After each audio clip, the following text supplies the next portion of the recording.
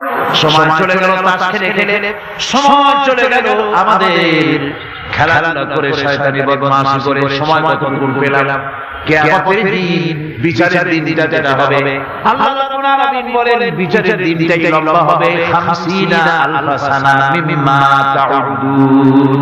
বিচারের দিনটা লম্বা হবে কত বছর? 50,000 বছর। কত বছর?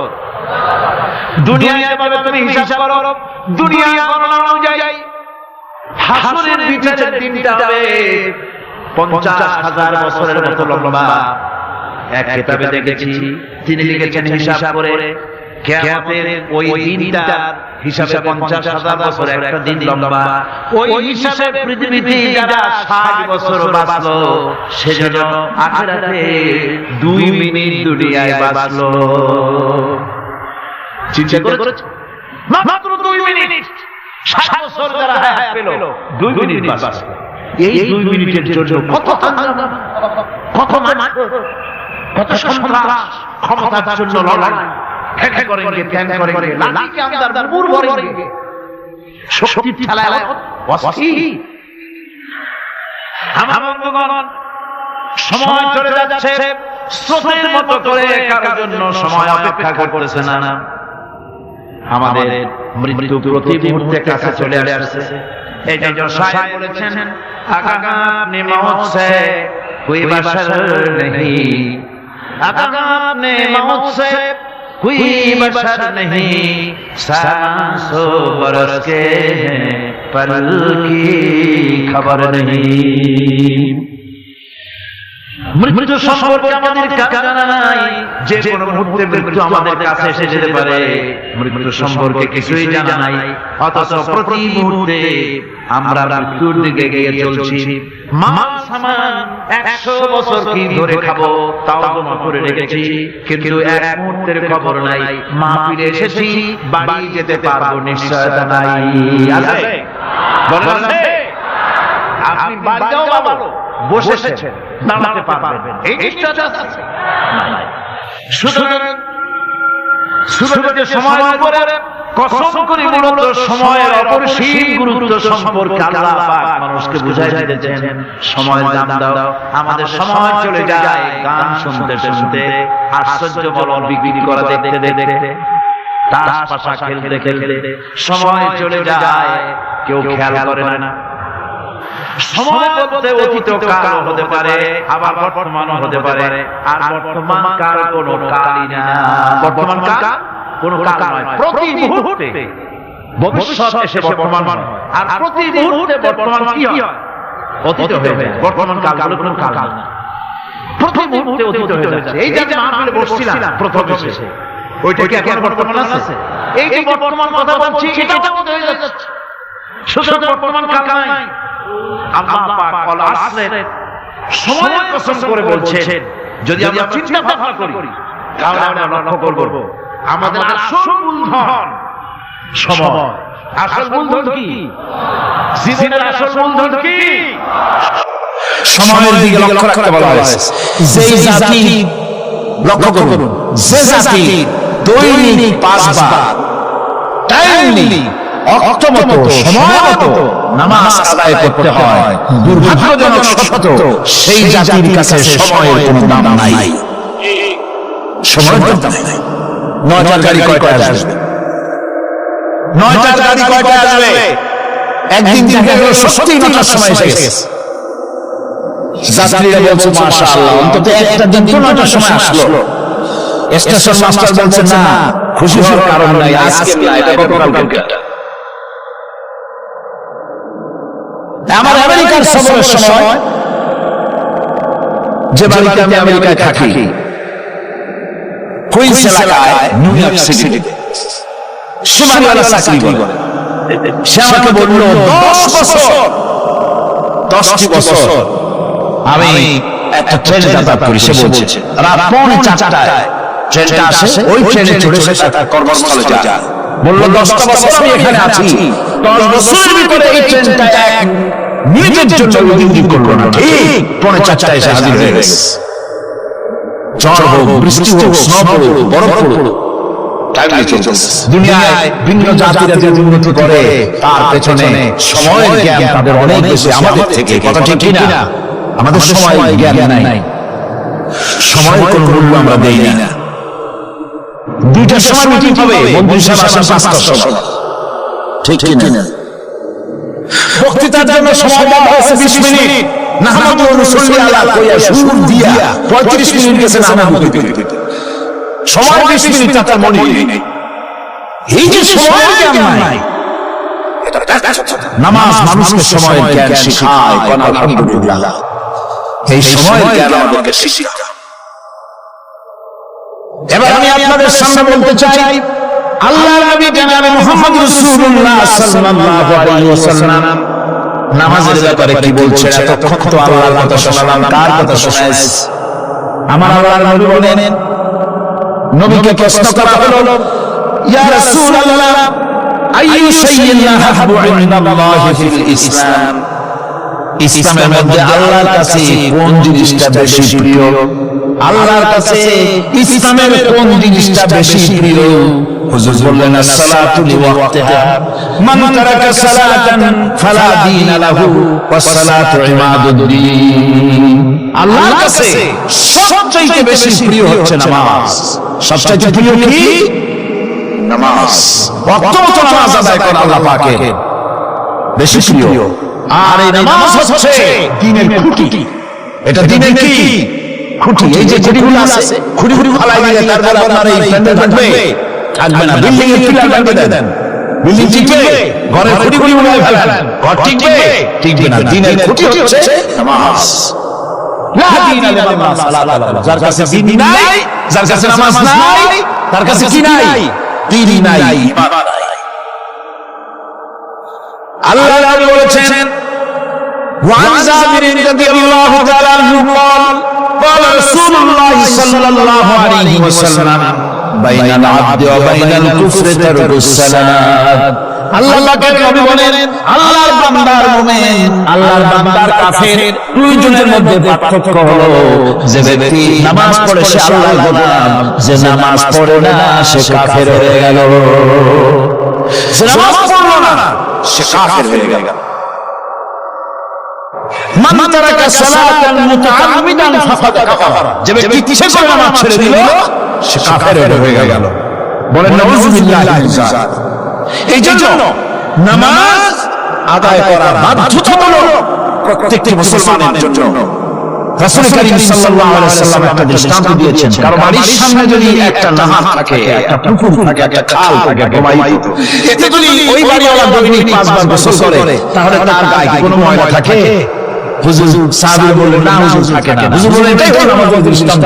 5 ওয়াক্ত নামাজ আদায় করবে, সেই গুনাহ থেকে আল্লাহ পাক তাকে পবিত্র করে দিবেন। সুবহানাল্লাহ।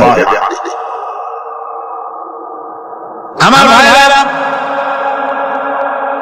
নামাজ পড়লে পরে এক জুমা থেকে আরেক জুমা পর্যন্ত মানুষ যে সমস্ত গুনাহ করে, কবিরা গুনাহগুলি বাদে, শিরক আর কবিরা গুনাহগুলি বাদে যত গুনাহ আছে তার কাফারা হয়ে যায়। নামাজ যে সঠিকভাবে আদায় করবে, এই নামাজটা একটা কঠিন কাজ। নামাজটা কি কাজ? কে বলতেছেন? আল্লাহ পাক। ওয়া ইন্নাহা লাকাবীরাতুন ইল্লা আলাল খাশিঈন। নামাজ একটা ভারী জিনিস, একটা কঠিন জিনিস। কাদের জন্য কঠিন নয়? যারা আল্লাহ পাককে ভয় করে। আল্লাযীনা ইয়াযুন্নুনা আন্নাহুম মুলাকু রাব্বিহিম ওয়া আন্নাহুম ইলাইহি রাজিউন। যারা কি একথা মনের ভিতরে ধারণা করে যে আল্লাহ রাব্বুল আলামিনের দরবারে আবার হাজির হওয়া লাগবে, মোলাকাত করা লাগবে, এই চিন্তা যারা করে তাদের জন্য নামাজ মোটেই কষ্টকর নয়, নামাজ মোটেই তাদের জন্য অসহনীয় নয়, বোঝা নয়, ভার নয়। তারা নামাজ আদায় ঠিকই করবে। এই জন্য বিবি বাচ্চা সকলকে নামাজের জন্য তাগিদ করতে হবে। যত ভাই এখানে এসেছেন নিজেরা পড়বেন, বিবি বাচ্চাকে তাগিদ করবেন। আল্লাহ পাক বলছেন, ওয়া আনজির আশীরাতাকাল আকরাবিন। তোমার নিকটবর্তী যারা আছে তাদেরকে তুমি আল্লাহর ভয় দেখাও। নামাজের জন্য তাদেরকে বলো, আল্লাহ ভয় তাদের অন্তঃকরণের মধ্যে সৃষ্টি করে দাও। আর এই নামাজ পড়তে হবে জামাতের সাথে, নামাজ পড়তে হবে কিসের সাথে? জামাতের সাথে। রাসূল করিম সাল্লাল্লাহু আলাইহি ওয়াসাল্লাম বলছেন, হুজুরের কাছে আল্লাহর নবীর কাছে হযরত আবু হুরায়রা রাদিয়াল্লাহু তাআলা আনহু হাদিসটি বর্ণনা করেছেন। হুজুরের কাছে একজন অন্ধ লোক এলো। সেই অন্ধ লোক এসে বললেন, হুজুর আমি তো চোখে দেখি না, জামাতের যে গুরুত্বের কথা আপনি বললেন, আমাকে কি রুখসুত দেওয়া যায় নাকি? আমি অনেক সময় সাথী সঙ্গী পাই না, আমাকে কি রুখসুত দেওয়া যায় নাকি? হুজুর বললেন, হ্যাঁ তোমাকে রুখসুত দেওয়া গেল। অন্ধ যখন হেঁটে যাচ্ছিলেন, নবীজি তাকে আবার ডাকলেন, ডেকে জিজ্ঞেস করলেন, অন্ধ নামাজের মসজিদের আযান কি তোমার কানে যায়? বলে আমি আযান শুনি। হুজুর বললেন, আযানের জবাব দিবা, মসজিদে এসে জামাতে নামাজ পড়বা। একজন অন্ধকে রুখসুত দেওয়া হয় নাই, মসজিদে আযান শোনার পর ঘরে বসে যদি নামাজ আদায় করেন, নামাজের হক আদায় হবে না।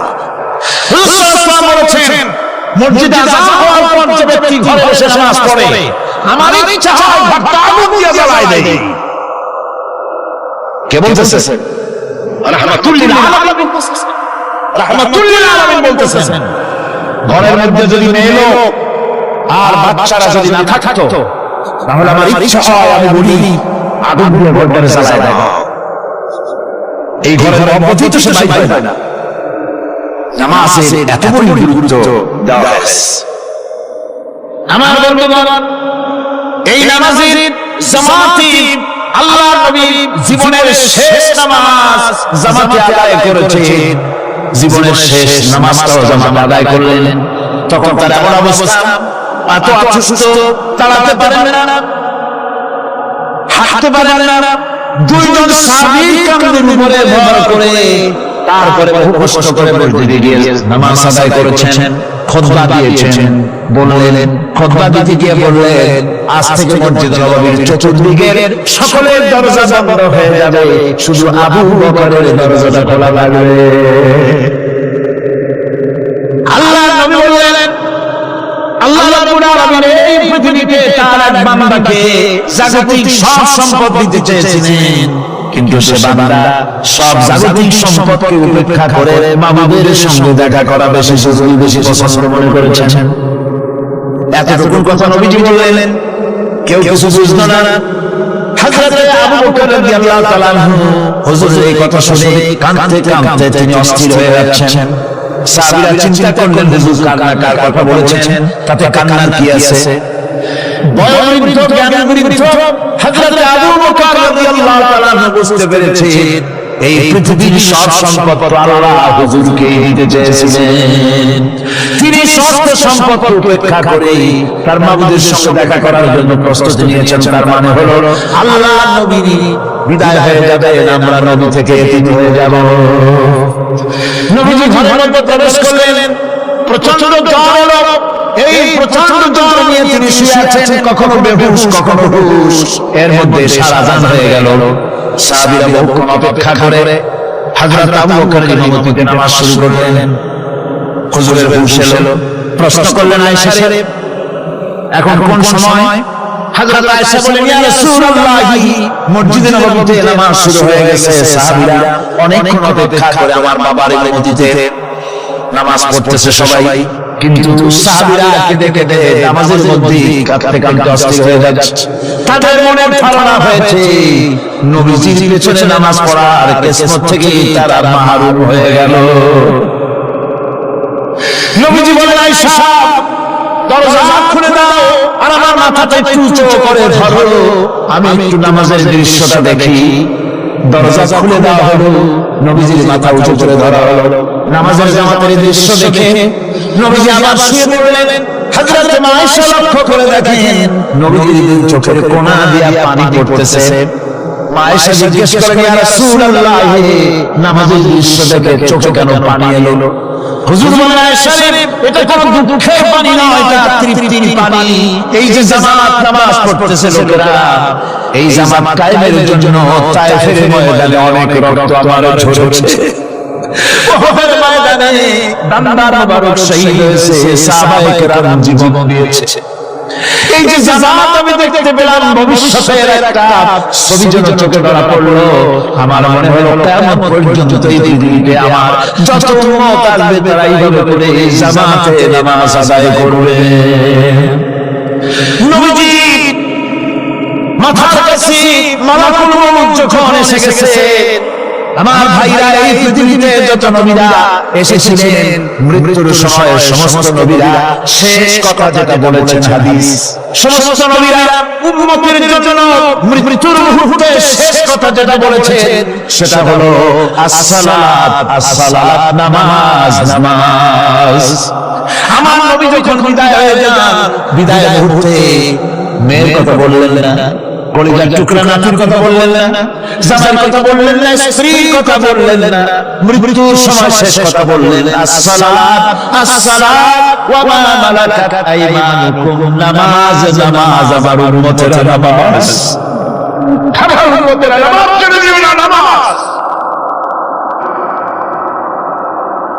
সেই নবী উম্মতের জন্য এত কাঁদলেন, নামাজের জন্য এত কথা বলে গেলেন, আল্লাহ রাব্বুল আলামিন নামাজের জন্য এত নির্দেশ করলেন, নবীজি ইন্তেকালের সময় নামাজের কথা বলে দিলেন। সেই মুসলমান আজ নামাজ আদায় করে না, নামাজ পড়ে তো নামাজ শুদ্ধ হয় না।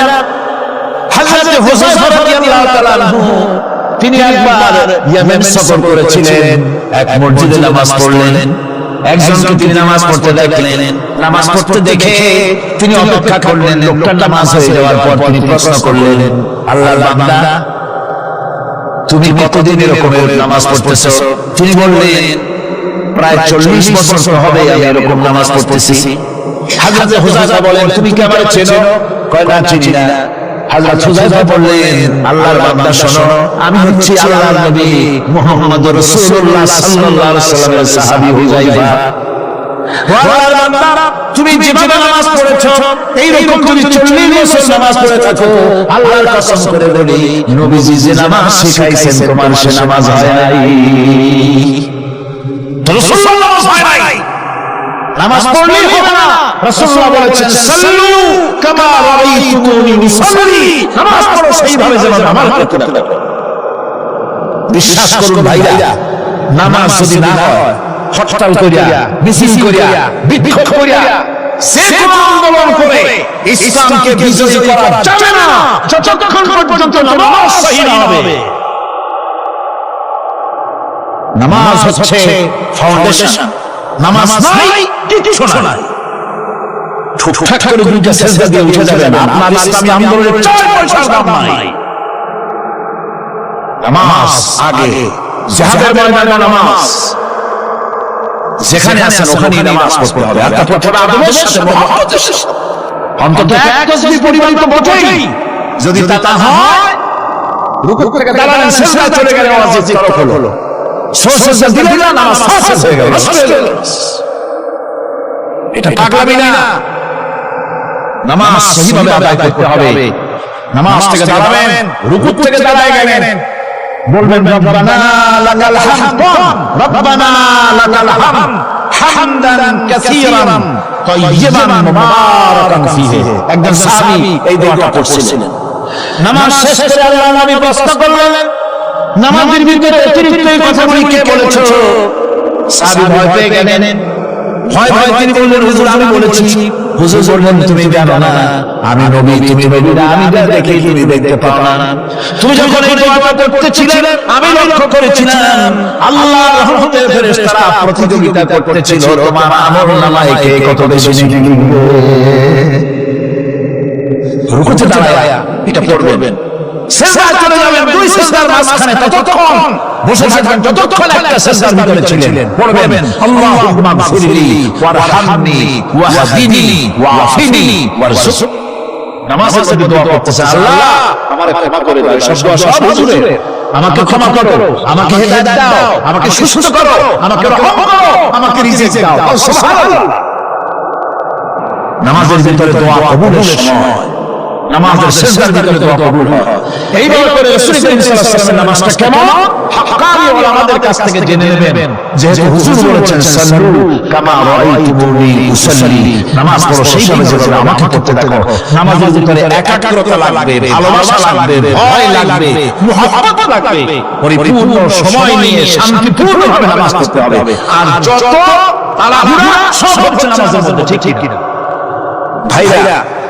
রাসূল করিম সাল্লাল্লাহু আলাইহি ওয়াসাল্লামের যে নামাজ, হুজুর যেভাবে নামাজ পড়েছেন হাদিসে যা পাওয়া যায়, হাদিসে বুখারীতে সব আছে, দেখে নেবেন, সেইভাবে নামাজটা আদায় করে নেবেন। কিয়ামতের দিন আল্লাহ রাব্বুল আলামিন সর্বপ্রথম বান্দাকে প্রশ্ন করবেন কি? বুখারী শরীফে এসেছে আন আবি হুরায়রা রাদিয়াল্লাহু তাআলা قال سمعت رسول الله صلى الله عليه وسلم يقول إنما يحاسب به العبد يوم القيامة من عمله صلاته। বুখারী শরীফের হাদিস, আল্লাহ রাব্বুল আলামিনের নবী বলেন, হযরত আবু হুরায়রা হাদিসখানা বর্ণনা করেছেন, তিনি বলেন যে আমি রাসূলের মুখে শুনেছি কিয়ামতের দিন আল্লাহ রাব্বুল আলামিন সর্বপ্রথম তার বান্দার কাছে প্রশ্ন করবেন, বান্দা নামাজ আদায় করেছিস কিনা? নামাজ সর্বপ্রথম প্রশ্ন। যখন সর্বপ্রথম প্রশ্নটা কি? নামাজ। এই নামাজ আপনার বাচ্চাদেরকে যখন 7 বছর বয়স হবে নামাজের হুকুম করবেন, 10 বছর নামাজ না পড়লে প্রহার করতে বলা হয়েছে। নামাজের জন্য পড়াপড়ি করতে হবে। পুরুষ নারী মেয়েদের মাসের ভিতরে কখনো কখনো তাদের যে সমস্ত মাসলা মাসাইল আছে সেই অনুযায়ী কখনো তাদের ক্ষমা আছে, বাকি তাদের নামাজ পড়তে হবে। আর পুরুষের জন্য পাগল হয়ে যাওয়া, বেহুশ হয়ে যাওয়া ছাড়া নামাজ মাফ নাই, নামাজ পড়তেই হবে। এই যে নামাজ, যে নামাজ না হলে ঈমান থাকবে না, ঈমান নষ্ট হবে, কিয়ামতে জাহান্নামে যাওয়া লাগবে, এসব কথা শোনার পর আজকের তাফসীরুল কোরআন মাহফিলে আমরা কি ওয়াদা করতে পারি যে আমরা মালাকুল মউত যতক্ষণ পর্যন্ত আমাদের মাথার কাছে না আসবে নামাজ ছেড়ে দেব না? এই ওয়াদা কি করতে পারি? 2 হাত উঁচু করুন, বলেন ইয়া আল্লাহ, আমি তোমার নামে শপথ করছি, যতদিন মালাকুল মউত আমার মাথার কাছে না আসতেছে ততদিন পর্যন্ত ফরজ নামাজ, ফরজ রোজা ছেড়ে দেব না। ইয়া আল্লাহ, মৃত্যু পর্যন্ত আমার এই ওয়াদা পালনের তৌফিক আমাকে দান করো, আমিন। আল্লাহ পাক আমাদের এই ওয়াদা মঞ্জুর করুন, বলুন আমিন। আলোচনা শেষ পর্যায়ে, এখন আমরা মুনাজাতের দিকে যাব। দাঁড়ানো ভাইয়েরা সবাই বসেন, মুনাজাতের শরীক হন। আল্লাহ রাব্বুল আলামিন নামাজের জন্য আমাদেরকে দোয়া শিখাই দিয়েছেন, সুবহানাল্লাহ। কে শিখাইছেন দোয়া? আল্লাহ পাক দোয়া শিখালেন, রব্বি জাআলনি মুকিমাস সালাতি ওয়া মিন যুররিয়াতি রব্বানা ওয়া তাকাব্বাল দুআ। আয় আল্লাহ, আমারে আমার বিবি বাল বাচ্চারে নামাজের উপর প্রতিষ্ঠিত করো, আল্লাহ তুমি দয়া করে দোয়া কবুল করো, আমিন। আল্লাহ রাব্বুল আলামিনের বাণী, ফাইন্না মা'আল উসরি ইউসরা, ইন্না মা'আল উসরি ইউসরা। আল্লাহ পাক বলেন, জেনে রাখো, দুঃখ এবং কষ্টের সাথে রয়েছে সুযোগ আর সুবিধা, আর অসচ্ছলতার সাথে রয়েছে উদার সচ্ছলতা। যেরকম সুবহানাল্লাহ। কাজে ভয় পাওয়ার কারণ নাই, হতাশ হওয়ার কারণ নাই, মন আশায় বুক বেঁধে রাখো।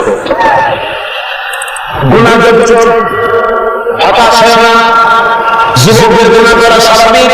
ইউনিভার্সিটির ছাত্র, কলেজের ছাত্র, প্রফেসর, শিক্ষক, অফিসার ঘুষ খেয়েছেন, জিনা করা হয়েছে, মদ খাওয়া হয়েছে, মিথ্যা কথা বলা হয়েছে, যাই কিছু করেন না কেন ভয় পাওয়ার কারণ নাই, নিরাশ হওয়ার কোনো দরকার নাই।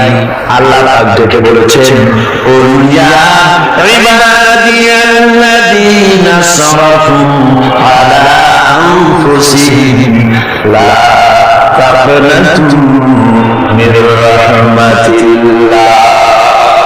আরে আমার আল্লাহর মতো এত ভালো আর কেউ আছে? এত দরদ আর কারো আছে? আমার আল্লাহ বলেন, ও নবী, আপনি শুনে নেন, হে আল্লাহর বান্দারা, তোমরা যারা নিজেদের উপরে বাড়াবাড়ি করেছো, নিজেদের উপরে জুলুম করেছো, অত্যাচার করেছো, আমি আল্লাহর রহমত থেকে নিরাশ হয়ে যেও না। মানুষ যদি অপরাধ করে, বাপের সাথে অপরাধ করেছে, মায়ের সাথে অপরাধ করেছে, মা বাবা সন্তানের চাইতে এত বড় কল্যাণকামী তো আর কেউ নাই। কিন্তু মা বাবা কোনদিন বলে না আয় আমার ছেলে মাফ করে দেয়, এরকম বলে নাকি? মন চায় ছেলে যদি মাফ চাইতো খুশি হয়ে মাফ করে দিতাম, কিন্তু কেন যে আসে না, ডাকে না যে আয় মাফ করে দেই। মা বাবা আপনাকে এত ভালোবাসে, সেই মা বাবা আপনাকে বলে না যে আয় মাফ করে দেই। আমার আল্লাহ হচ্ছেন এমন আল্লাহ, আল্লাহ আপনার ডাকেন, এ বান্দা ভুল করেছিস ফিরে আয়, জিনা করেছিস ফিরে আয়, হত্যা করেছিস ফিরে আয়, চুরি করেছিস ফিরে আয়, কুফরি করেছিস ফিরে আয়, সুদ খেয়েছিস, ঘুষ খেয়েছিস, মদ খেয়েছিস ফিরে আয়। এসে আমার দরবারে চোখের পানি ফেল, আমার দরবারে কাঁদাকাটি কর। ইন্নাল্লাহ ইয়াগফিরু যুনুবা জামিআ ইন্নাহু হুয়াল গফুরুর রাহিম। আমার দরবারে চোখের পানি ফেলে কাঁদ, আমি রব্বুল আলামিন জিন্দেগীর গুনাহ মাফ করে দেব। সুবহানাল্লাহ, সুবহানাল্লাহ। আমার কাছে কাঁদ, চোখের পানি ফেল। আল্লাহ রাব্বুল আলামিনের কাছে বান্দার দুইটা ফোঁটা বেশি প্রিয়। একটা হলো জিহাদের ময়দানে যে রক্ত ফোঁটা দেওয়া হয়, এটা আল্লাহর কাছে প্রিয়। আর আল্লাহর ভয়তে গুনাহের জন্য লজ্জা করে অনুশোচনা করে বান্দা যখন চোখের পানি ছেড়ে দেয়, আল্লাহর কাছে এটা অত্যন্ত প্রিয়। নবীজি বলেছেন, বান্দা যখন গুনাহ ভয়তে, আল্লাহর ভয়তে, জাহান্নামের ভয়তে অনুশোচনা করে যখন চোখ দিয়ে পানি ছেড়ে দেয়, ওই চোখের পানি নাকের অর্ধেক আসতে না আসতে আল্লাহ রাব্বুল আলামিন বান্দারে মাফ করে দেন। আল্লাহ বরদাস্ত করতে পারেন না যে আমার ভাইরা, আল্লাহ রহমত এই পৃথিবীতে, আল্লাহ রহমতকে 100 ভাগ করা হয়েছে। আল্লাহ রহমতের কত ভাগ? এই 100 ভাগের 1 ভাগ সারা পৃথিবীতে ছড়ায় দেওয়া হয়েছে। আর 99 ভাগ কার কাছে? আল্লাহর কাছে। একটা ভাগ দুনিয়া ছাড়া হয়েছে আদম আলাইহিস সালাম থেকে এই পর্যন্ত, এখান থেকে নিয়ে কিয়ামত পর্যন্ত পৃথিবীতে যত মানুষ আসবে, যত প্রাণী আসবে, তাদের মধ্যে প্রাণী জগৎ গাভী তার বাছুরকে ভালোবাসে ঠিক কিনা, হাতি তার বাচ্চাকে ভালোবাসে ঠিক কিনা, মুরগি তার বাচ্চাকে ভালোবাসে কিনা, প্রত্যেক মাই তার সন্তানকে ভালোবাসে মানুষের মতো। এই ভালোবাসা, স্নেহ, এই মমতা, এই করুণা, এই মহব্বত একটা ভাগ দুনিয়ায় দেওয়ার পর আপনি আর আমি যতটুকু ভাগে পেয়েছি, সেই মহব্বত স্ত্রীর মহব্বতে অস্থির, মায়ের মহব্বতে অস্থির, সন্তানের মহব্বতে অস্থির। এখন চিন্তা করেন, একটা ভাগ সারা পৃথিবীতে বিতরণ করার পর যেটুকু পেয়েছি, তাতে যদি এত মহব্বত হয়, তাহলে এর 99 ভাগ মহব্বত যে আল্লাহর কাছে জমা আছে, এই বান্দার জন্য তার কত মহব্বত, এই বান্দার জন্য কত করুণা, কত মহব্বত, কত দয়া। এজন্য আল্লাহ রাব্বুল আলামিন বলেছেন, নাব্বি ইবাদি আন্নী আনাল গফুরুর রহিম। আমার নবী সুসংবাদ দিয়ে দাও, বান্দাদেরকে শোনায় দাও যে আমি আল্লাহ তাআলা ক্ষমাশীল আর দয়াবান। হুজুর কাঁদছিলেন, হযরত ওমর রাদিয়াল্লাহু তাআলা আনহু এসে দেখেন হুজুর একা কাঁদতেছে। হুজুর জিজ্ঞেস করছেন, হযরত ওমর জিজ্ঞেস করলেন, হুজুর আপনি কাঁদেন কেন? একা একা। হযরত ওমর বলেন, আমি যখন প্রশ্ন করলাম, নবীজি বললেন, আমার কাছে কিছু আগে জিবরাইল এসেছিলেন।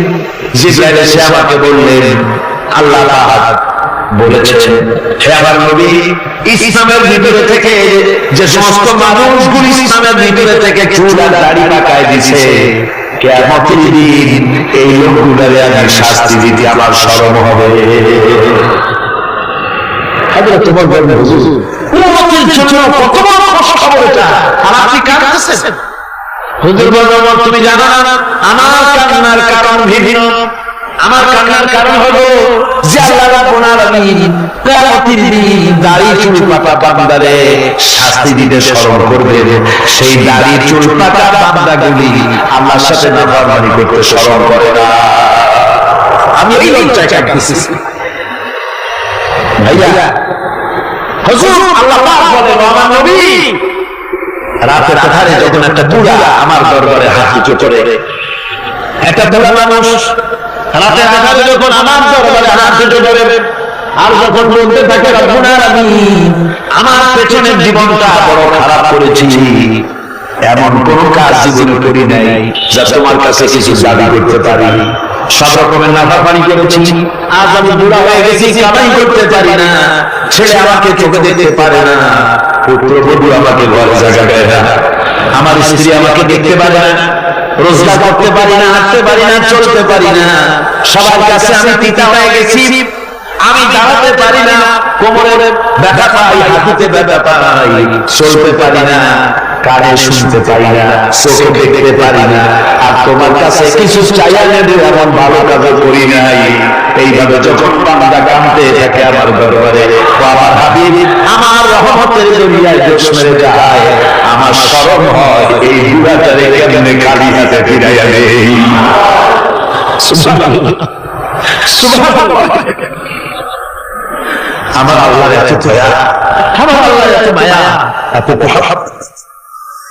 আমার আল্লাহ রাব্বুল আলামিন বলেন ওয়া ইযা সালাকা ইবাদি আন্নী ফাইন্নী কারীব।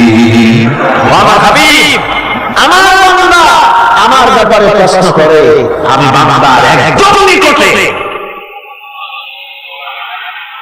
কোরআন শরীফের ভিতরে যত জায়গায় রাসূলকে বলা হয়েছে সুয়ালের কথা, আপনাকে প্রশ্ন করা হয়, আল্লাহ তার জবাব কুল এই কথা বলে জবাব দিয়েছেন। যত জায়গায় সুয়াল এসেছে, যেমন কোরআনে কারীমের মধ্যে আল্লাহ পাক বলেন ওয়া ইয়াসআলুনাকা আনিল মাহিদ, মেয়েদের হায়েজ সম্পর্কে জিজ্ঞাসা করা হয়, কুল হিয়া আযাব, হে নবী আপনি বলুন, এভাবে করে কুল দিয়ে জবাব দেওয়া হচ্ছে।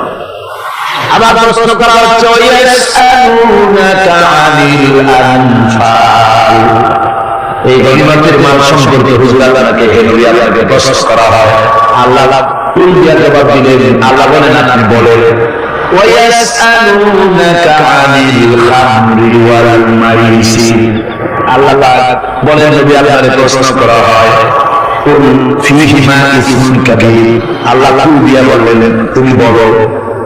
আবার বলা হলো ওয়ায়াসআলুনাকা আনিল আহিল্লা কুল হিয়া মাওয়াকিতু লিন-নাস, নবী আল্লাহকে প্রশ্ন করা হয় চাঁদের ক্রমবর্ধমান এবং প্রকাশ এই যে বাড়ে আর কমে, পূর্ণিমা হয় অমাবস্যা হয়, কেন হয় আপনি বলুন কুল, আপনি বলেন এটা আমি অর্থ এবং সময় বছর আর দিন গণনা করার জন্য পৃথিবীবাসীদের জন্য বিনা পয়সায় একটা ক্যালেন্ডার বানাইয়া আকাশে ঝুলাই রেখেছি। এভাবে যত জায়গায় এসেছে আপনাকে প্রশ্ন করা হয়, তত জায়গায় আল্লাহ জবাব দিয়েছেন কোন আপনি বলেন। গোটা কোরআন শরীফের ভিতরে এই একটি মাত্র জায়গা যেখানে বলা হয়েছে আপনাকে প্রশ্ন করা হয়, আল্লাহ এখানে বলতে পারতেন কুল আপনি বলে, আল্লাহ আমাদের নিকটবর্তী, এভাবে জবাব হয়। এটা কায়দাটা হলো এই, আল্লাহ বলতেছেন ওয়াইজা সালাকা ইবাদি, ও আমার নবী প্রশ্ন তো আমার বান্দা আমার ব্যাপারে করেছে, এবার আপনার জবাবের কোনো দরকার নাই, প্রশ্ন আমার ব্যাপারে আমি নিজে জবাব দিয়ে দেই ফাইন্নী কারীব। ও বান্দা আমার ব্যাপারে প্রশ্ন করেছিস, জবাব আমি দেই, আমি তোর সবচাইতে বেশি নিকটে। সুবহানাল্লাহ, কত নিকটে? ওয়ানাহনু আকরাবু ইলাইহি মিন হাবলিল ওয়ারিদ, তোর যে এই সাহাবাদের চাইতেও আমি তোর বেশি কাছে। সুবহানাল্লাহ, আমার ডাক, আমার ডাক কলিজা দিয়া ডাক, অন্তর দিয়ে মনে থেকে মানুষ যদি ডাকেন মুখের ডাক আর মনের ডাক এক জিনিস নয়। दिल से जुबान से निकलती है, असर रखती है पर नहीं, मगर ताकते परवाज रखती है। दिल থেকে যে কথা বেরোয় তা প্রভাব বিস্তার করে জানাই, কিন্তু ওরা ক্ষমতা রাখে। মনের কথাই ভিন্ন, মন থেকে, দিল থেকে, কলিজা থেকে, অন্তরের গভীর কন্দর থেকে, মহব্বতের সাথে কেউ যদি একবার বলে আল্লাহ, বলেন আল্লাহ আল্লাহ আল্লাহ, আল্লাহ রাব্বুল আলামিন বলেন অন্তরের অন্তঃস্থল থেকে একটি বার বান্দা বলেন আল্লাহ, আল্লাহ বলেন ৭০ বার সাড়া দিয়া জিজ্ঞেস করি বান্দা কি চাও, আমি তোমার কাছে আছি। সুবহানাল্লাহ, আমি তোর একদম কাছে, কি চাস বল বল। এমন দয়াবান, এমন মেহেরবান, এমন আল্লাহ আমাদের, সে আল্লাহ রাব্বুল আলামিন তিনি বলছেন وقال ربكم ادعوني استجب لكم, তোমাদের রব বলেছেন আমারে ডাকো, আমি আল্লাহ ডাকে সাড়া দিয়ে দেব। সুবহানাল্লাহ, কার ডাকতে হবে, কার ডাকতে হবে? এই বিশাল জনসমুদ্র একদিকে চিল্লা করে ডাকতে হবে, কোন বিশ্বাসকে নয়, আল্লাহ কসম করে খাটাকে নয়, ডাকতে হবে কারে? চিল্লায় কারে? وقال ربكم ادعوني, তোমার রব তোমাকে বলতেছে আমারে ডাকো, আস্তাজিব লাকুম, আমারে ডাকবে আমি সাড়া দিয়ে দেব। সুবহানাল্লাহ, আল্লাহকে ডাকেন, কি চাই আপনারা বলেন, কি চাই? আল্লাহর কাছে চান, আল্লাহ দিয়ে দিবেন। যাওয়ার জায়গা আল্লাহর কাছে চাইবেন, আল্লাহ দিবেন। দেওয়ার জায়গা, চাওয়ার জায়গা হলো সেজদায় পড়ে যাবেন। আমার ভাইয়েরা জায়গাটা ছিঁড়ে দিলাম, মাজারে যাওয়া লাগবে না, কবরে যাওয়া লাগবে না, দুই রাকাত নামাজ পড়ে সেজদায় পড়ে গিয়ে যত বিপদ আছে মুসিবত আছে সেজদার মধ্যে চোখের পানি ছেড়ে দেন আর কেঁদে কেঁদে জীবনের কথা বলেন। আল্লাহ রাব্বুল আলামিন আপনার আওয়াজ শুনবেন আর দোয়া কবুল করে নেবেন। কাঁদতে হবে আল্লাহর কাছে, কার কাছে? আল্লাহর কাছে। সুম্মা ইস্তাগফিরুল্লাহ, আর এরপরে সে যদি আমি আল্লাহর কাছে ক্ষমা চাই, ইয়াজিদিল্লাহ গফুরুর রহিম, সে আমি আল্লাহকে গফুর এবং রহিম হিসেবে পাবে। সুবহানাল্লাহ, আল্লাহকে গফুর এবং রহিম হিসেবে পাওয়া যাবে। সব আল্লাহকে বলতে হবে, গুনাহ মাফ চাইতে হবে। এই জন্য রাসূল সাল্লাল্লাহু আলাইহি ওয়াসাল্লাম দৈনিক 100 বার তওবা করতেন। কোন হাদিসে আছে 70 বার, কোন হাদিসে আছে 100 তওবা। নামাজের পরে প্রত্যেক নামাজই পড়তেন হুজুর, সালাম ফিরাতেন আর সাথে সাথে বলতেন আল্লাহু আকবার, আস্তাগফিরুল্লাহ, আস্তাগফিরুল্লাহ, আস্তাগফিরুল্লাহ। মনে থাকবে আপনাদের? মনে থাকবে? সালাম ফিরে কি বলবেন? না, সালাম ফিরে সাথে সাথে বলবেন আল্লাহু আকবার, তারপর পড়বেন আস্তাগফিরুল্লাহ, আস্তাগফিরুল্লাহ, আস্তাগফিরুল্লাহ। তওবা করবেন, আল্লাহর কাছে সবসময় গুনাহ মাফ চাইতে থাকবেন, বিরত থাকবেন, আল্লাহকে পাওয়া যাবে, তাকে রহিম হিসেবে পাওয়া যাবে। সুতরাং ঈমান বিল্লাহ, আল্লাহর প্রতি ঈমান আনলে পরে চতুর্থ নম্বরে যে উপকারটা হবে সেটা হলো হতাশায় ভুগবে না, নিরাশায় ভুগবে না, আশায় বুক বেঁধে উঠবে, ঈমান মজবুত হবে, আল্লাহর কাছে মানুষ বিনয়ী হয়ে যাবে। এবার আমি বলছি না ঈমান বিল্লাহ, আল্লাহর প্রতি ঈমান আনলে পরে অসংখ্য উপকার হয়, অসংখ্য বৈশিষ্ট্য আছে। এর 6টা উপকারের কথা আমি বলবো। কয়টা? অসংখ্য উপকারের ভিতরে প্রধান 6টি উপকারের কথা বলবো। বললাম কয়টা? 7টা বলছি। এবার বলবো পঞ্চম উপকারের কথা। আল্লাহর প্রতি আপনি পূর্ব পশ্চিমে কতবার ঘোরালেন, এটাই কিন্তু আপনার আসল সৎকার নয়। আসল সৎকার হলো আল্লাহর প্রতি ঈমান আনা। এই ঈমানের ব্যাপারে 3টা দিন আমরা পার করে দিলাম, এখনো কথা শেষ হয় নাই। আল্লাহর প্রতি ঈমান আনলে পরে যে উপকার হবে ৫ নম্বরে, সেটা হলো কঠোর এবং কঠিন বিপদের ভিতরে, বান্দার ভিতরে অবিচলতা এবং ধৈর্যের সৃষ্টি হয়ে যাবে। আলহামদুলিল্লাহ। কঠিন বিপদ মুসিবত আসতে পারে, সে অবিচল থাকবে। সারা দুনিয়ার বিপদ আপদ, শত্রুতা, দুঃখ, কষ্ট, মুসিবত, জুলুম, নির্যাতন সবকিছু পাহাড়ের মতো উঁচু হয়ে থাকে, ঘিরে ফেলবে, কিন্তু তাকে চুলো নাড়তে পারবে না। আলহামদুলিল্লাহ। সারা পৃথিবী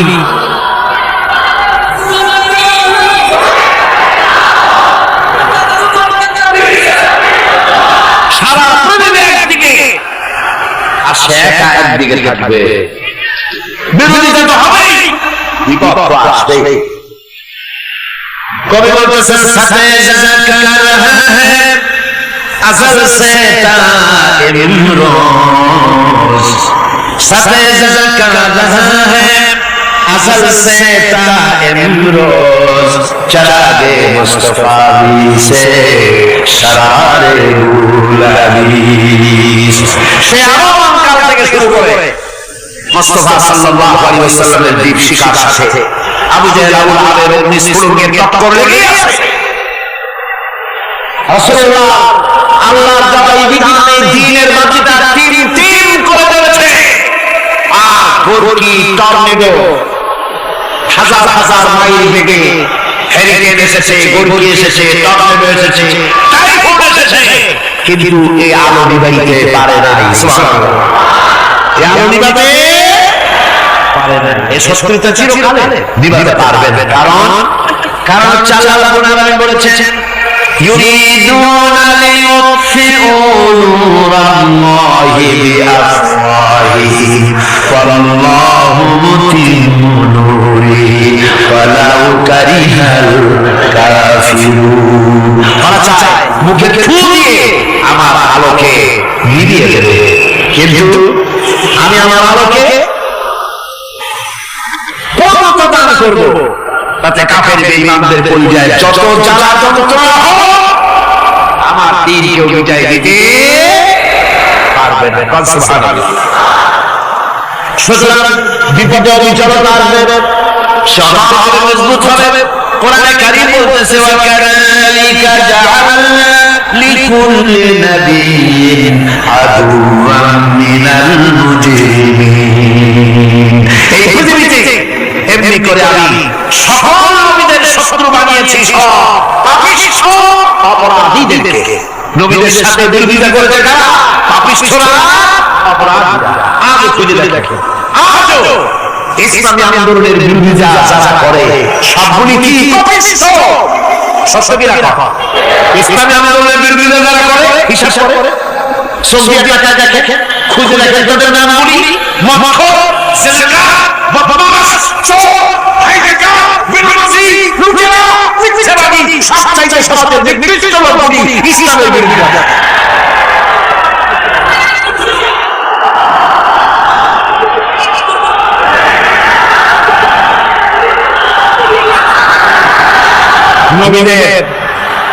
নবীদের শত্রু আল্লাহ বলেন সব যুগে নবীদের সাথে শত্রুতা করেছে পাপিষ্ঠরা।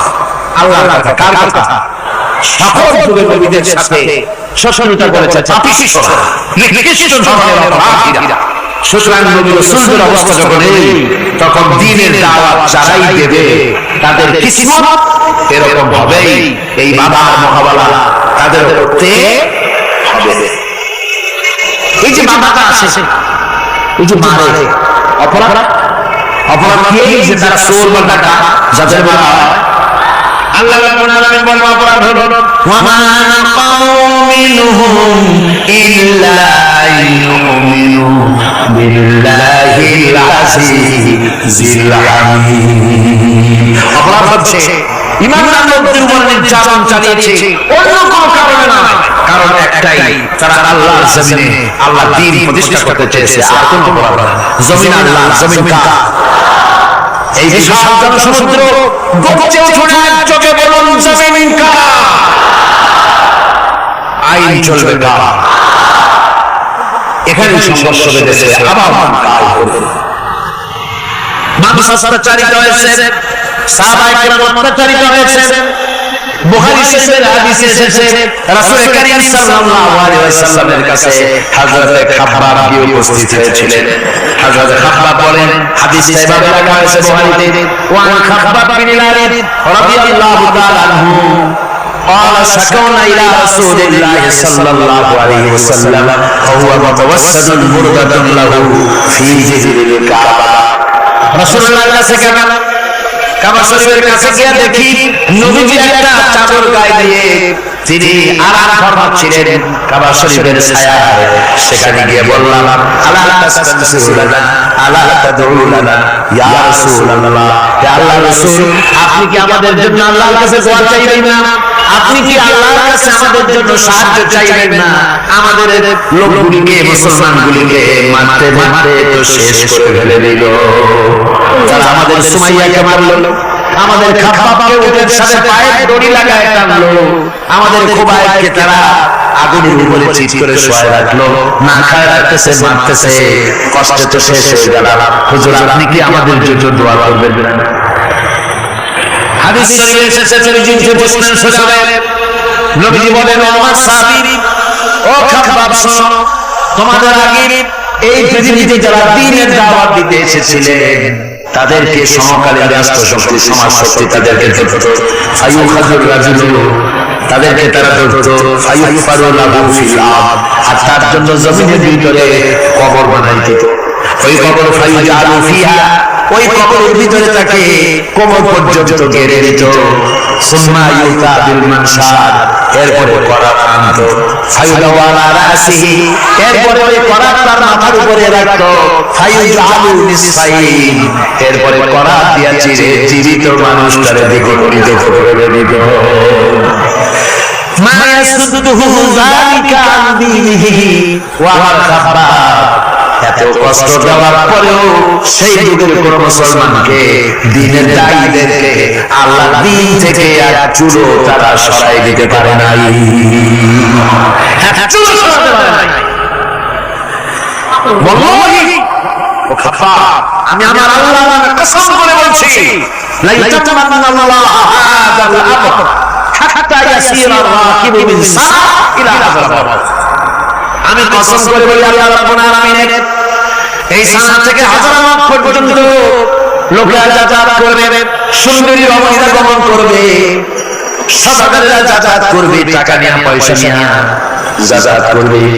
তাদের মনের মধ্যে লুটের ভয়, টাকার ভয়, চুরির ভয়, ডাকাতির ভয়, জেনার ভয়, হত্যার ভয়, ধর্ষণের ভয়, কোন ভয় থাকবে না। লা ইয়াখাফু ইল্লাল্লাহ, আল্লাহ ছাড়া কোনো ভয় থাকবে না। এমন একটা সমাজ, এমন একটা সময় আসবে, ওয়ালাকিন্নাকুম তাস্তাজিলুন, অথচ খুব তাড়াহুড়ো তোমরা করতেছো, তাড়াহুড়ো করো না, সময় আসবে ইনশাআল্লাহ। আমার ভাইরা, আমার বন্ধুগণ, কঠিন বিপদে অবিচলতা এবং ধৈর্যের দৃষ্টান্ত রেখে গেছেন আম্বিয়া আলাইহিমুস সালাম। সুবহানাল্লাহ। কঠিন বিপদে অবিচলতা, দৃঢ়তা, ধৈর্য কারে বলে, তার দৃষ্টান্ত কারে গেছেন আম্বিয়া আলাইহিমুস সালাম। ওনাই আমাদের আদর্শ, নবীরাই আদর্শ, সাহাবায়ে কেরাম রিদওয়ানুল্লাহি তাআলা আলাইহিম আজমাইন আমাদের আদর্শ। ভাইরা আমার, মুসা আলাইহিস সালামকে ফেরাউন যখন ঘিরে ফেলে দিল, কোরআনের সব কথা গল্প গুজবার ইতিহাসের জন্য লেখা হয় নাই, কোরআনের মধ্যে যা লেখা হয়েছে সব বান্দাদের উপদেশের জন্য, যাতে করে লোকেরা চিরকাল এর থেকে উপদেশ নিয়ে নিজেদের তৈরি করতে পারে। যে বলেন সুবহানাল্লাহ। মুসা আলাইহিস সালামের কথা আল্লাহ বলেন, ফেরাউন তাকে ঘিরে ফেলে দিল, পালাবার রাস্তা নাই। ফালাম্মা তাওয়াল জামআন ক্বালা আসহাবু মূসা ইন্না লামুদরাকুন। মুসা আলাইহিস সালামের উম্মতরা বলেন, হে মুসা, পাকড়াও হয়ে গেছি, পালাবার রাস্তা নাই, তিন দিক থেকে আমাদেরকে ঘেরাও করেছে ফেরাউনের শক্তি। সামনে কি দরিয়া, আর তিন দিকে কি ঘেরাও আন্দোলন, পালাবার পথ নাই, সাহসী আক্রমণ। মানুষের আইসকাল দেওয়া হয়েছে বরফ করে যাওয়ার মতো দ্রুত সে আয়ু কমে যাচ্ছে। একে যদি নষ্ট করে ফেলা হয়, ভুল কাজে ব্যয় করা হয়, সেটাই হচ্ছে মানুষের মূল ক্ষতি। মানুষের মূল ক্ষতি ব্যবসায় ক্ষতিগ্রস্ত হয়েছে, এটা মূল ক্ষতি নয়। স্বাস্থ্য হারাইছে, মূল ক্ষতি নয়। রাজনীতিতে ব্যাঘাত হয়েছে, মূল ক্ষতি নয়। জীবনে মন্ত্রিত্ব হারাইছে, মূল ক্ষতি নয়। মূল ক্ষতি প্রতি মুহূর্তে সমাজ নষ্ট হচ্ছে। এটাই মূল ক্ষতি। ভাইরা, কিয়ামতের দিন জান্নাতীদের কোনো দুঃখ থাকবে না, সকলের দুঃখ থাকবে। জান্নাতীদের কোনো দুঃখ থাকবে না? থাকবে, থাকবে। জান্নাতীদের মনের মধ্যে একটা দুঃখই থাকবে। ভালো করে শুনুন, জান্নাতীদের মনের মধ্যে একটা দুঃখই হবে। তারা মনে মনে চিন্তা করবে, আফসোস করবে, না রে যদি দুনিয়ায় বসে অমুক সময় বাসে বসেছিলাম, আজেবাজে চিন্তা করেছি, বাড়ির রুমে একা বসে বসে আজেবাজে চিন্তা করেছি, অমুক সময় খেলাধুলায় একা গেছি, এই সময়টিতে যদি সুবহানাল্লাহ, আলহামদুলিল্লাহ, লা ইলাহা ইল্লাল্লাহ, আল্লাহু আকবার, এই তাসবিহ যদি পড়তাম, জিকির আজকার করতাম, জান্নাতের ভিতরে নিয়ামত লাভ করতে পারতাম। সময় কাজে লাগাইলাম। মানুষের সব মুমিনের সব সব ফাকুলু লিন-নাসি হুসনা, মানুষের সঙ্গে ভালো কথা কও, মানুষের সঙ্গে হাসিমুখে কথা কও। একজনের সাথে হাসিমুখে কথা বললেন, আপনার একটা সাদকা দেওয়ার মতো সমান সব আমল লেখা হয়ে গেল। ভালো ভালো কাম। বন্ধুগণ, সময় দ্রুত গতিতে চলে যাচ্ছে, মানুষের জীবন ক্ষতিগ্রস্ত হচ্ছে। ক্ষতি থেকে বাঁচতে পারবে চারটা গুণ যার মধ্যে আছে, বাকি সব ক্ষতিগ্রস্ত হয়ে যাবে। আমার ভাইয়েরা, এই কথাগুলি বলে আল্লাহ পাক যেন এরকম একটা দৃষ্টান্ত দিলেন। আপনি যদি পরীক্ষার হলে গিয়া দেখেন, ছাত্ররা পরীক্ষা দিতেছে, পরীক্ষার জন্য নির্ধারিত সময় কতটুকু? 3 ঘন্টা। আপনি গিয়ে দেখবেন কোন একজন পরীক্ষার্থী পরীক্ষা দিতে গিয়ে আর আগে তাকায় আকাশের তারা গুনতেছে, অথবা সে গল্প করতেছে, অথবা পরীক্ষা বাদ দিয়ে আজেবাজে কিছু লিখতেছে। আপনি যেমন তাকে ওই ছেলেটাকে আমনা গাফেল ছেলেটাকে ঘড়ির দিকে তাকায় বলেন, এই ছেলে ওই ঘড়ির দিকে তাকাও, দেখো তোমার সময় কিন্তু চলে যেতেছে মাত্র 1 ঘন্টা, আর তুমি সময় নষ্ট করতেছিস। আল্লাহ যেন স্নেহ পরবশে तमाम পৃথিবীর গোলামদেরকে, বান্দাদেরকে আঙ্গুল নির্দেশনা দিয়ে বলছেন, বান্দারা প্রতি মুহূর্তে তোর জীবনের মূল্যবান সময় চলে যেতেছে, প্রতি মুহূর্তে সময় যাচ্ছে। ইনসান বলতে শুধু মুসলমান না, ইনসান বলতে কি মুসলমান শুধু না, আল ইনসান মানব মণ্ডলী, বিশ্বের সমস্ত মানুষকে আল্লাহ বলছেন, হিন্দু, খ্রিস্টান, বৌদ্ধ, নাসারা, ইহুদি, মজুসি, মুসলমান, বিশ্বের সব মানুষকে আল্লাহ বলছেন। যেহেতু আল্লাহ স্রষ্টা, মানুষের ব্যাপারে সার্বিক কল্যাণময় কথা কে বলতে পারেন?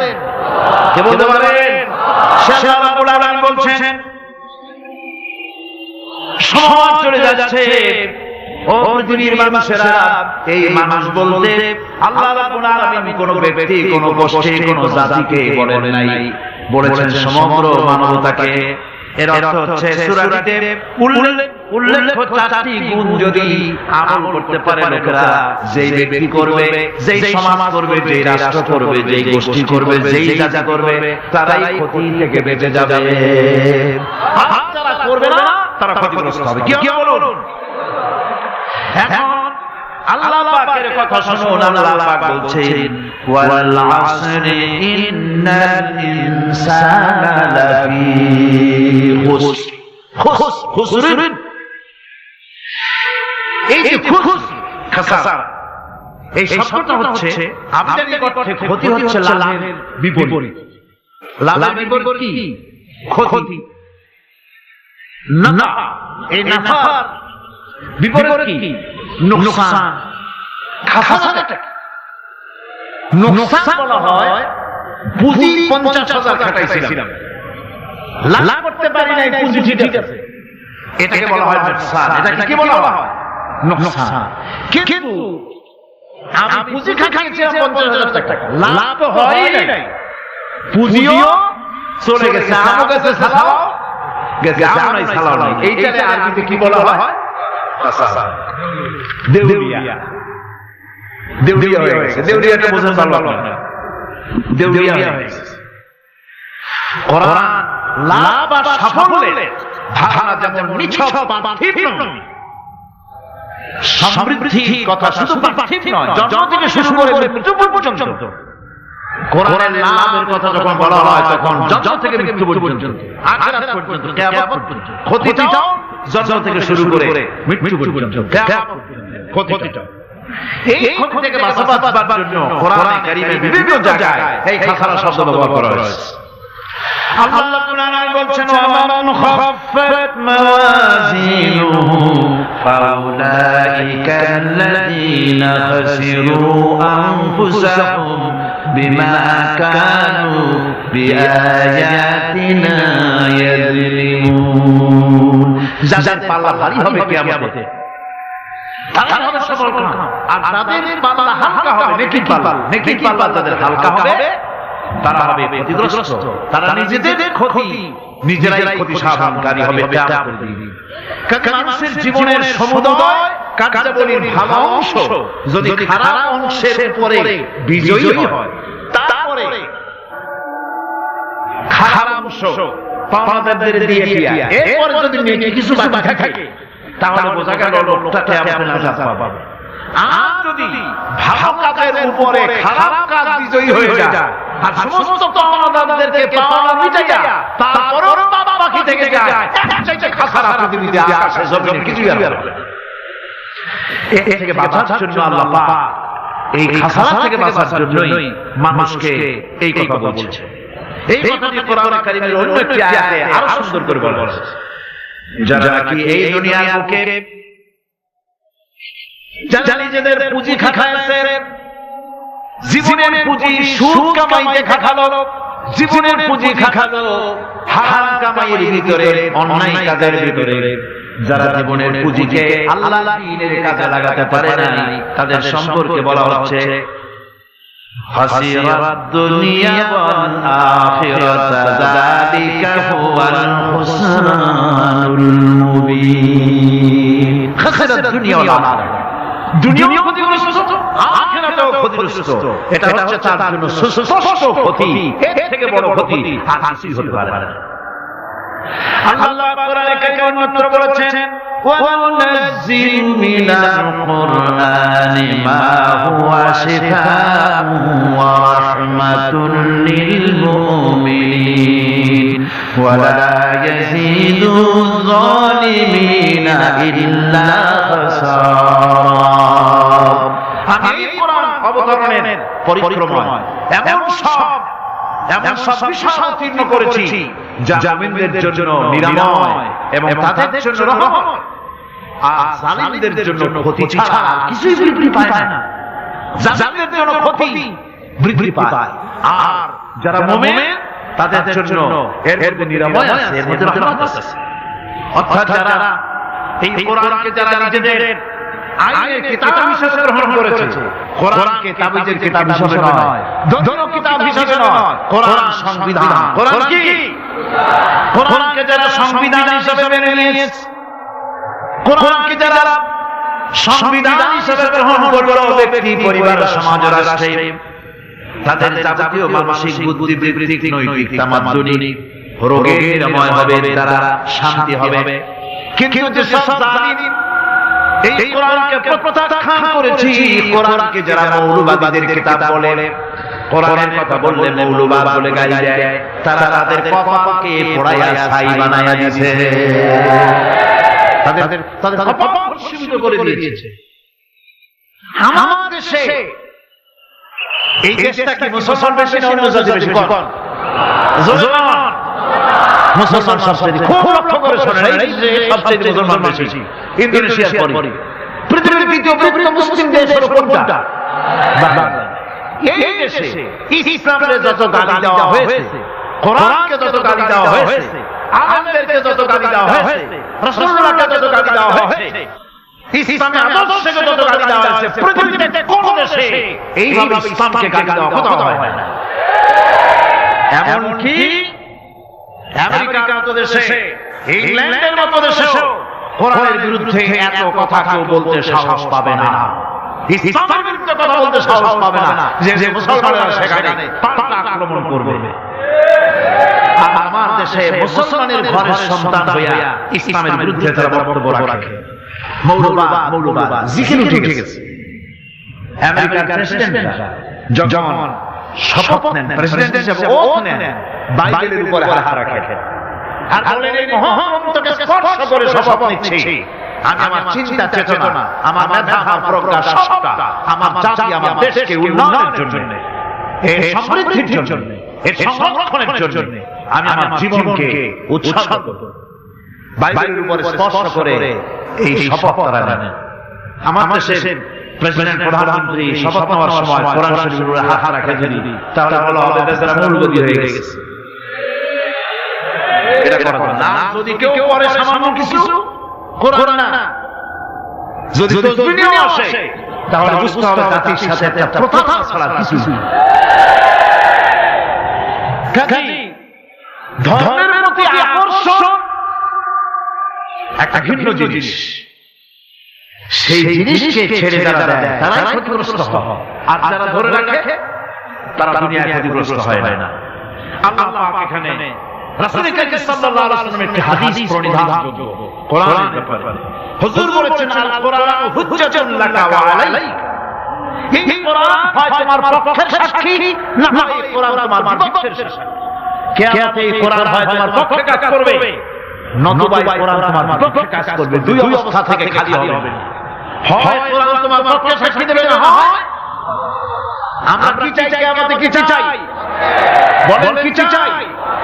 কোরআনের পক্ষে যদি আমরা সাক্ষী চাই, তাহলে এই কোরআনের পক্ষে আমাদেরকে কাজ করতে হবে। এছাড়া আমাদের নাজাতের কোনো পথ নাই। আমাদের মুক্তির পথ হচ্ছে কোরআন কেন্দ্রিক, রাসূলুল্লাহর হাদিস কেন্দ্রিক। এর বাইরে আমাদের সমস্ত পুঁজি নষ্ট হয়ে যাবে। আমাদেরকে পৃথিবীতে টিকে থাকতে হলে কোরআনের উপরে ভিত্তি করে আমাদেরকে বাঁচতে হবে, টিকতে হবে।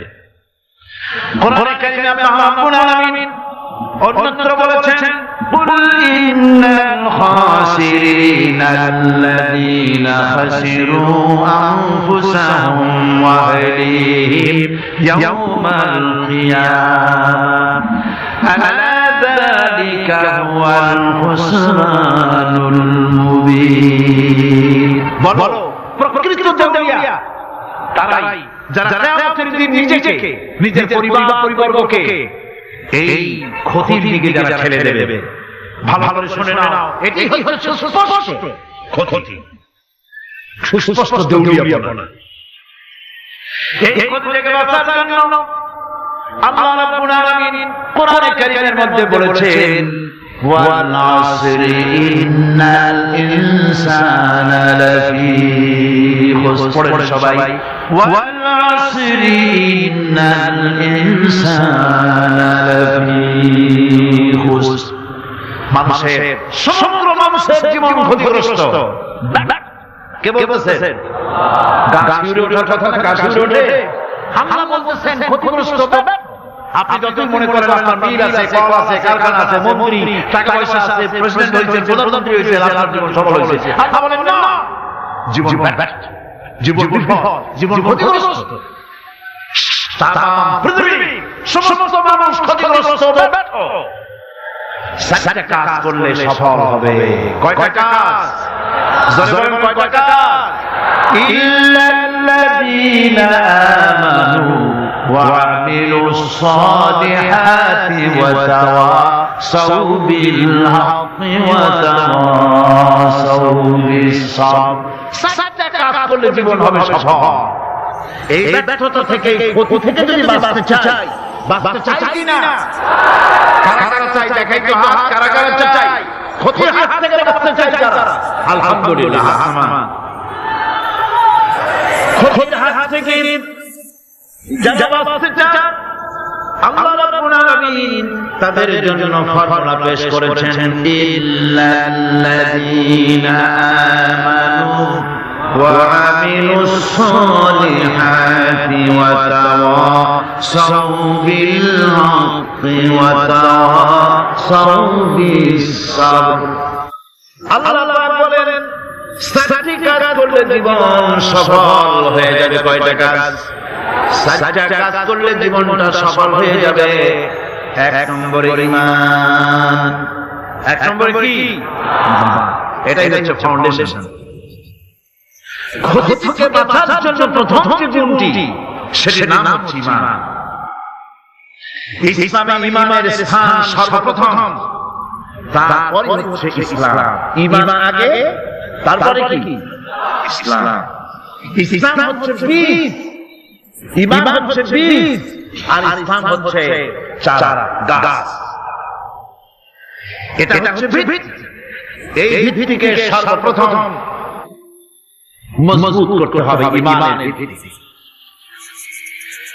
ঈমান ভিত্তি দুনিয়ায় ঈমানের আহ্বান জানিয়ে যাবার জন্যই আল্লাহ রাব্বুল আলামিন সমস্ত নবী এবং রাসূলদেরকে পৃথিবীতে পাঠিয়েছেন ঈমানের আহ্বানের জন্য। দুনিয়ার সমস্ত নবীদের দাওয়াত ছিল ঈমানের দাওয়াত। কিসের দাওয়াত?